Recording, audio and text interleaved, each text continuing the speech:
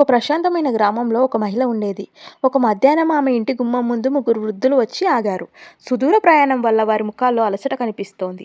అది గమనించిన ఆ మహిళ బయటకు వచ్చి, అయ్యా, మీరు చాలా అలసిపోయినట్లున్నారు. మా ఇంటికి వచ్చిన అతిథులు దైవ సమానులు. దయచేసి లోపలికి రండి, మీకు భోజనం వడ్డిస్తాను అని సాదరంగా ఆహ్వానించింది. అప్పుడు ఆ వృద్ధులు ఆమెను చూసి, అమ్మా, మీ ఇంట్లో మగవారు ఎవరైనా ఉన్నారా అని అడిగారు. దానికి ఆమె, ప్రస్తుతానికి ఎవరూ లేరు. నా భర్త పొలం పనికి వెళ్ళారు.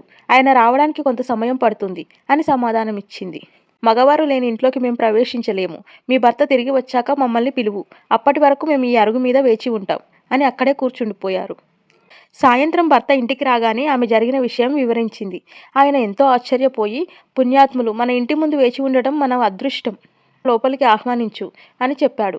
ఆమె బయటకు వెళ్ళి, ఇప్పుడు నా భర్త ఇంటికి వచ్చారు. దయచేసి మీరు లోపలికి రండి, మా ఆతిథ్యాన్ని స్వీకరించండి అని కోరింది. అప్పుడు ఆ ముగ్గురులో ఒక వృద్ధుడు లేచి అన్నాడు, అమ్మ, మాలో ఒకేసారి ఒక్కరు మాత్రమే ఈ ఇంట్లోకి రాగలం. నా పేరు ఐశ్వర్యం, ఈయన పేరు గెలుపు, మరి ఆయన పేరు ప్రేమ. మీ ముగ్గురు కలిసి చర్చించుకొని మాలో ఎవరిని ఆహ్వానిస్తారో నిర్ణయించుకోండి. ఆమె లోపలికి వెళ్ళి తన భర్తకు, కోడలికి ఈ విషయాన్ని వివరించింది. అప్పుడు ఆ ఇంట్లో ఒక ఆసక్తికరమైన చర్చ మొదలైంది. భర్త, మన కష్టాలు తీరాలంటే ఐశ్వర్యం కావాలి, ఆయన్నే పిలుద్దాం అన్నాడు. భార్య మాత్రం, డబ్బు కంటే ఏ పనిలోనైనా విజయం ముఖ్యం, కాబట్టి ఆ గెలుపును ఆహ్వానిద్దాం అని వాదించింది. కానీ వారి కోడలు వినమ్రంగా, మామగారు, అత్తయ్య గారు, ఐశ్వర్యం గెలుపు ఉన్న ఇంట్లో అనురాగం లేకపోతే శాంతి ఉండదు కదా. ప్రేమ ఉంటే మనమంతా కలిసిమెలిసి ఉంటాం. అందుకే మనం ప్రేమను ఆహ్వానిద్దాం అని సలహా ఇచ్చింది.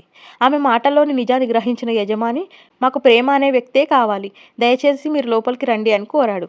ప్రేమ అనే వృద్ధుడు లేచి ఇంట్లోకి నడవడం మొదలుపెట్టాడు. చిత్రంగా ఆయన వెనుకే ఐశ్వర్యం, గెలుపు కూడా లోపలికి రావడం చూసి, మీరు ఒకరే వస్తానన్నారు, మరి ముగ్గురు వస్తున్నారేంటి అని అడిగారు.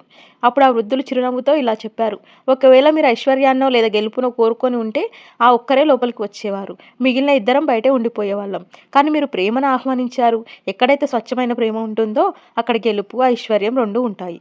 ప్రేమ వెన్నంటే అవి నడవాలన్నది దేవుడి ఆజ్ఞ. అందుకే మేము ముగ్గురం మీ ఇంటికి వచ్చాం అన్నాడు. డబ్బు, విజయం అనేవి జీవితంలో భాగాలు మాత్రమే. కానీ ప్రేమానురాగాలే జీవితానికి నిజమైన పునాదులు. ప్రేమ ఉన్న చోట అన్నీ లభిస్తాయి.